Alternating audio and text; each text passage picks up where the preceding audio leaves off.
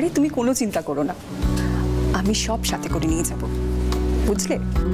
কি ফোনটা রাখো। হ্যাঁ সেটাই তো বলছিলাম। ফোনটা রাখো। কেন? ফোনটা রাখতে বলছি তো। আমি তোমাকে একটু পরে ফোন করছি। হ্যাঁ ওকে।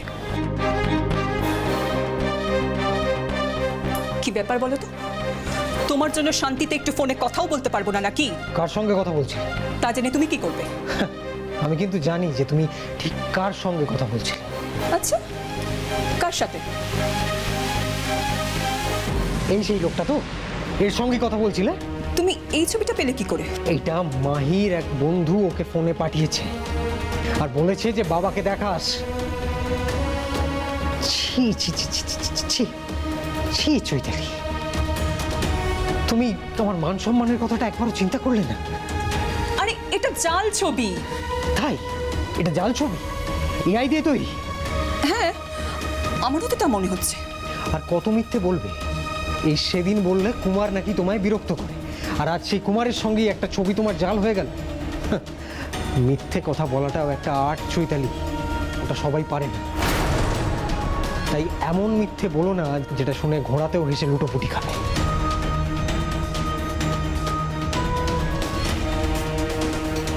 আরে কি করছো? কি কি হলো?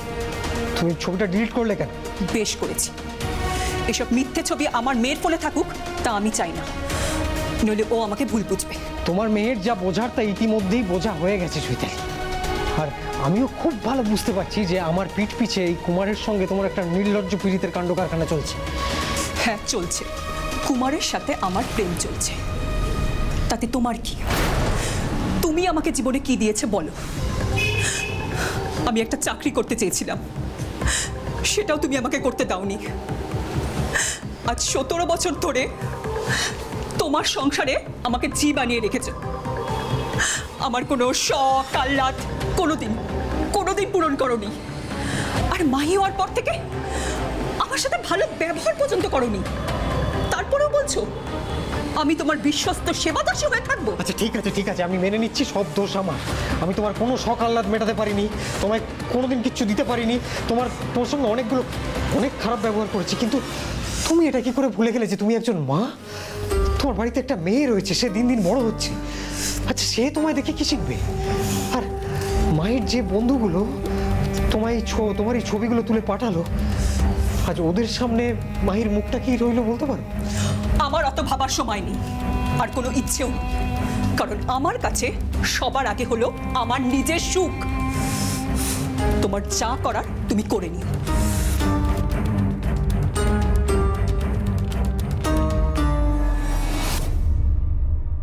তারপর একদিন আমি রাস্তায় কুমারকে দেখে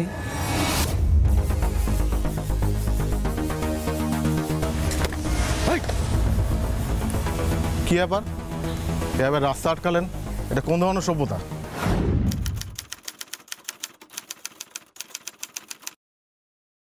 অসভ্যতা তো আপনি শুরু করেছেন। আমার বউয়ের সঙ্গে যেটা করছেন সেটা কোনো সভ্য ভদ্রলোকে করে? আমি কি করব না করব সেটা আমাকে ঠিক করতে দিন না দাদা। আপনার যা ইচ্ছে তাই করুন না, কিন্তু দয়া করে আমার বউটাকে নিয়ে টানা হেঁচড়া করবেন না।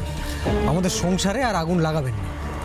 আপনি নিজের সংসারে তো নিজে আগুন লাগিয়ে বসে আছেন, শুধু তো আমার ঘাড়ে দোষটা পাচ্ছেন কেন? হ্যাঁ আপনি যে আমাদের স্বামী আর স্ত্রীর অশান্তির সুযোগ নিচ্ছেন। হ্যাঁ দূর দূর, আমি সুযোগ নেওয়ার কে? আপনি একটা পুরুষ মানুষ হয়ে নিজের বউকে সামলাতে পারছেন না, সেটা বলুন দাদা। আপনি আমার বউয়ের জীবনে আসার আগে পর্যন্ত সব ঠিক ছিল। আমি শিওর যে আপনি ওকে ওস্কাচ্ছেন, ওকে ভুল বোঝাচ্ছেন। আরে যান, আমার খেয়ে দিয়ে কোনো কাজ নেই। আপনার বউকে আমি বোঝাবো? আগে নিজের বউকে নিজে সামলান, তারপরে এই রাস্তার মাঝখানে পাবলিক প্লেসে চমকাতে আসবেন। শুনুন মশাই, এইভাবে নিজের হতাশা আফসাস ঝেড়ে কোনো লাভ নেই। হ্যাঁ আপনি একটা কাজ করুন, আপনি চৈতালিকে ভালো করে বোঝান। সেটাই আপনার জন্য বেটার হবে। গায়ে মানে না আপনি মোড়ল।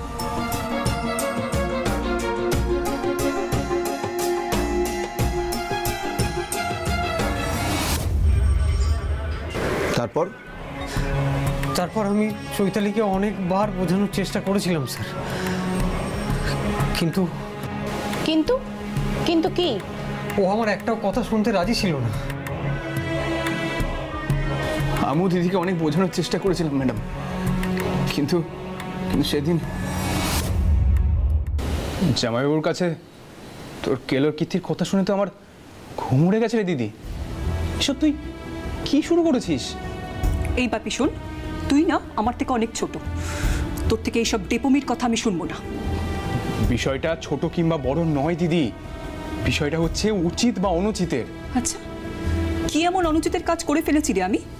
দিদি তোর একটা সংসার আছে, একটা মেয়ে আছে, সে বড় হচ্ছে, আর তুই তাদের কথা না ভেবে এই বয়সে অমন একটা থার্ড ক্লাস লোকের সঙ্গে তুই প্রেম করছিস? তোর তোর মাথা ঠিক আছে তো? শোন, আমার মাথা ঠিক আছে বলেই এখন পর্যন্ত ডিভোর্সের জন্য কোর্টে যায়নি, নইলে তোর জামাইবাবুর মতন একটা নোংরা লোকের সাথে চুপচাপ এক ছাদের তলায় ঘর করতাম না, কবে এক কাপড়ে বাড়ি ছেড়ে বেরিয়ে যেতাম। বাহ বাহ দিদি বাহ, এই তুই তুই তুই তুই না শিক্ষিত, এই তো শিক্ষার নমুনা। এটাই শেখাবি তুই তোর মেয়েকে? হ্যাঁ, এটাই শিখবে আমাদের মাহি? শোন, তোর ভাগ্নি কি শিখবে না শিখবে সেটা নিয়ে তুই মাথা কামাস না, তুই বরং তোর রোজগার বাড়ানোর কথা ভাব। করিস তো ওই 8,000 টাকার মাইনের ছোট্ট একটা চাকরি, তা আবার বড় বড় কথা। আসলে আসলে কি জানিস তো দিদি, এই এই তোর মতো কিছু মানুষ আমাদের সমাজে ছেয়ে আছে বলে না সবাইকে এখন ওই টাকা দিয়ে বিচার করা হয়। অথচ আমি যা যা বললাম তোকে, তুই সেগুলো যদি একটু একটু বুঝতি, একটু একটু চিন্তা করতি, একটু ভাবতি, তাহলে না আমার এই কষ্টটার হতো না রে, কোনো দুঃখ থাকতো না আমার। ভেবেছিলাম স্যার দিদি আমার কথা ঠান্ডা মাথায় পড়ে একটু ভেবেচিন্তে দেখবে, একটু মাথা ঠান্ডা হলে ভাববে আমার বিষয়টা নিয়ে, নিজের ভুলটা বুঝতে পারবে স্যার। কিন্তু তার আগে দিদি বাড়ি ছেড়ে চলে গেল। কবে বাড়ি ছেড়ে চলে গিয়েছিলেন চৈতালি দেবী? আজ থেকে ঠিক 4 দিন আগে।